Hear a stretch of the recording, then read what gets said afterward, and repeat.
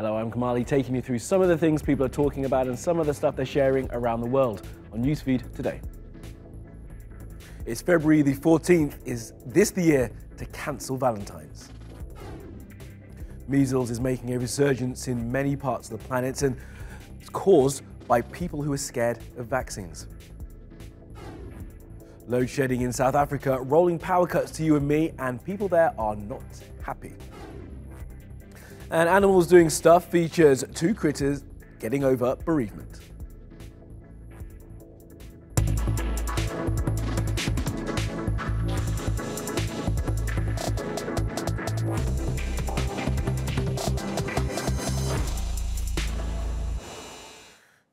Now, top of the news feed, calling time on Valentine's. This time every year, cards, petrol station flowers and cheap chocolates see a surge in sales. But thankfully, people are increasingly over the calendar-stipulated declarations of love. Here's Karen. It's a perennial question. Should Valentine's Day be cancelled? This year, the case is stronger than ever. Even the holiday's favourite sweet, sweethearts, are taking a break. The New England confectionery company has been making the candies since 1886, but filed for bankruptcy late last year. Then there are the advertising campaigns. This billboard has already been taken down. London Underground users labelled it single shaming, but also intrusive. How much does this ad infuriate me? Let me count the ways. Firstly, patronizing language and awful single shaming. Secondly, the way it pries into people's private spending and exploits it so strangers can laugh at perfectly valid life choices that we're all expected to agree are sad and pathetic. Not exactly caring and progressive. In South Africa, social media users didn't love these posters, saying things like, "She orders a salad and then steals your chips. She takes forever to get ready. She snuggles you to the edge of the bed. She uses your razor to shave her legs. She makes you her Instagram husband. She says she's fine when you know she's not." And for the guys, "He touches your hair. He doesn't know the title to your song. He makes plans without telling you. He uses the wrong emojis in text messages and believes he's entitled to the remote control. He thinks he knows better than Siri." And how about this gift from Poundland, which had shoppers complaining about the product's careless, excessive use of plastic?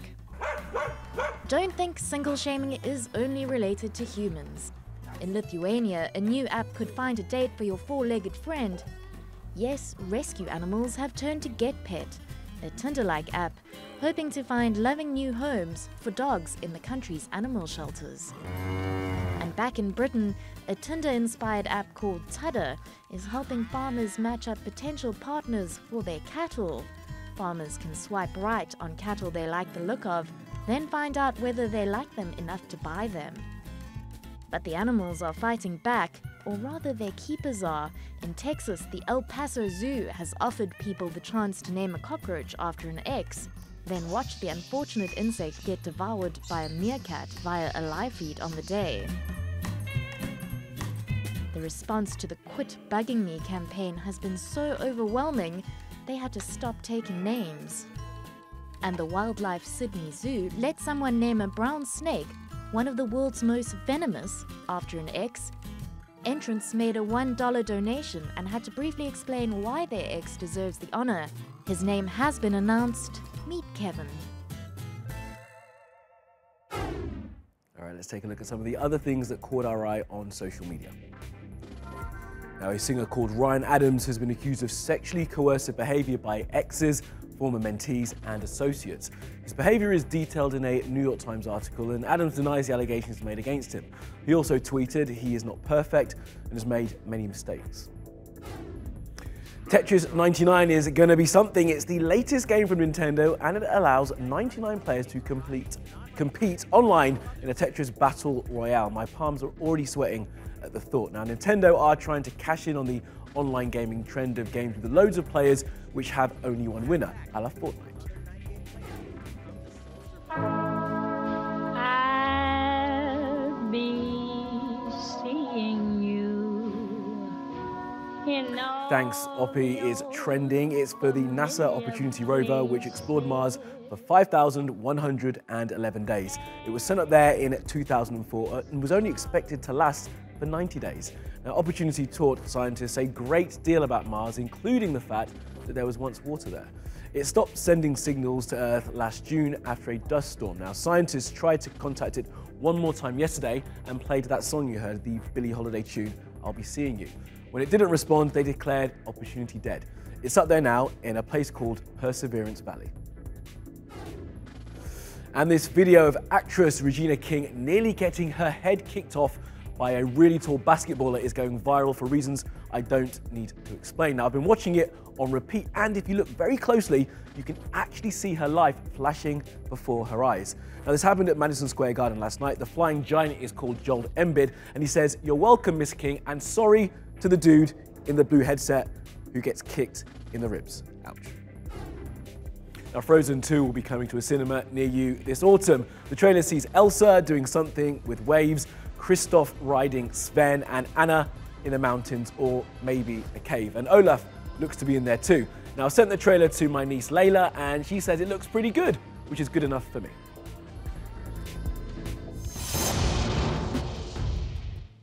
Well, there are more and more cases of measles being reported around the world, and sadly, junk science and conspiracy theorists may be to blame. Madagascar is facing its worst measles outbreak in decades, with more than 300 deaths, mostly children, since October 2018. The outbreak follows an alarming wave of measles cases worldwide. One outbreak in the Philippines killed 70 people in January. Most of the victims had not been vaccinated. According to reports, there were more than 80,000 measles cases in Europe in 2018 alone, 3 times more than in 2017, and the highest figure in this century. Health officials in the US state of Washington declared a state of emergency last month, following an increase in measles cases. The spread of preventable diseases such as measles has been mostly attributed to the growing anti-vaccination movement and its fear-mongering campaigns. Measles is a highly contagious disease which spreads through coughing and sneezing, but health experts say it can be prevented by proper vaccinations. So where did this fear of vaccinations come from? Now, many places, including some massively flawed science by a guy called Andrew Wakefield, the fear that vaccinations contain ingredients that are forbidden by some religions, and that vaccines are actually a Western plot designed to spread disease. Distrust in vaccinations dates back to the late 1700s, and here are some reasons why people oppose vaccinations. Some cite religious and ethical reasons. Others say there isn't enough evidence showing we need vaccinations. There are also people who don't trust the pharma companies pushing for the vaccines, saying they just want profit. And then there are the side effects of the vaccinations due to the chemicals in them. A lot of anti-vaxxers believe some cases of autism in children can be linked back to vaccination. In fact, a 1998 research paper purported to show that vaccinations for measles, mumps and rubella were causing autism in some children. This research paper changed the way a lot of people perceive vaccinations, but it was retracted in 2010. Many parents hold reservations about vaccinating their kids because they still have doubts over its safety and necessity. Many scientists and vaccination supporters say those who choose not to vaccinate their children could cause a public health crisis, as several links have been made between disease outbreaks and the decline of vaccinations.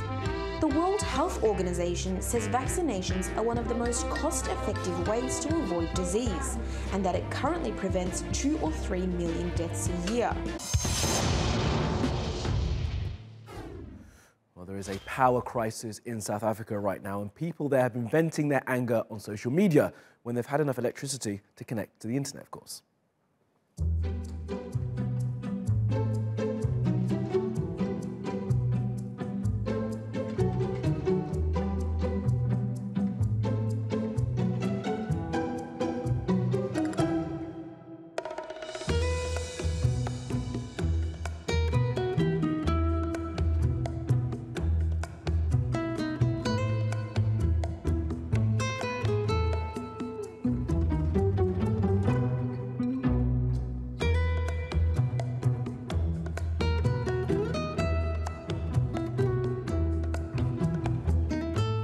that is most worrying, most disturbing, and it has shocked me and has also made me quite angry.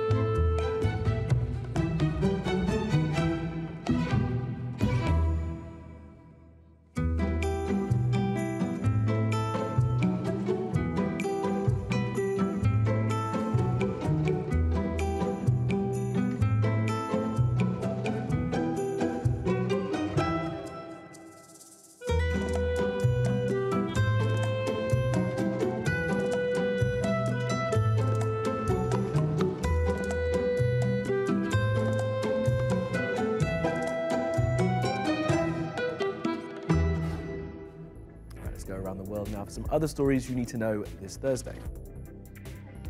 Now, the guy who went viral for punching police officers in France during the Yellow Vest protests has been sentenced to 30 months in prison. Christophe Dellinger has since apologized for his behavior and said he acted the way he did because of the violence he saw coming from the cops. The Yellow Vest protests have been rolling in France for months. They're a movement against President Macron and the belief that he does not understand or care about the lives of ordinary French people. New research suggests the way girls and young women use tech is far better than their male counterparts. It was carried out by the Girl Scouts of America and says apparently the girls use tech to learn while boys play. They use it to read books and articles on devices way more than boys do, and they are more inclined to be creative. Now, Netflix recorded all the choices you made while playing Black Mirror Bandersnatch. Now, the news was revealed by a tech policy researcher called Michael Veal. He made a request to Netflix under the General Data Protection Regulations, or GDPR. While users will not be surprised their choices have been recorded, the fact some of the choices you make in the game are moral ones could be, if analysed properly, be used to make a very effective model of your personality. It's being reported that the person who gave a supermarket tabloid some pictures of Jeff Bezos and his partner is the brother of Jeff Bezos' partner. The tabloid threatened to publish the photos and left Bezos stopped investigating how they got them in the first place. There was a suggestion they were stolen by the Saudis because of critical coverage of the kingdom by the Washington Post, which Bezos owns. Turns out to be nothing as exciting as that. They were stolen by someone called Michael Sanchez. He's a vocal, well-known supporter of President Trump and the brother of Lauren Sanchez, who is in a relationship with Bezos. Now, the woman who did this has done what police asked and turned herself in. She threw the chair off a balcony in Toronto for likes. Apparently, she is an Instagram influencer. She had 4,000 followers until her account was closed. She's been charged with mischief, endangering life, mischief, endangering property, and common nuisance. The judge ordered her to live with her mum for a bit and to chill her boots. And the Twitter boss Jack Dorsey has held a long Twitter interview with Kara Swisher from Recode. They discuss loads of things like the tech industry's responsibility to users and to humanity more broadly. He also said his favourite tweeter is Elon Musk, which shocked those on Twitter who were following along. Now, Musk has used Twitter in recent times to call a guy trying to save kids trapped in a cage a pedo, and also to get himself removed from his own company because of a tweet about taking Tesla private, which was illegal.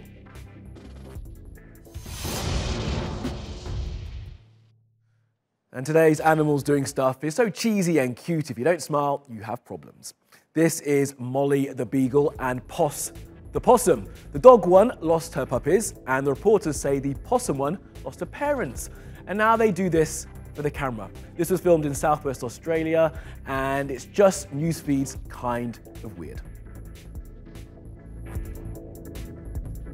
And that will be all from the NewsFeed team. Reach out to me with your questions, comments, complaints, and suggestions. I'm at Kamali Melbourne. You'll find us 24/7 on Twitter and YouTube, and you can follow me on Instagram. Follow, subscribe, and add. See you again tomorrow.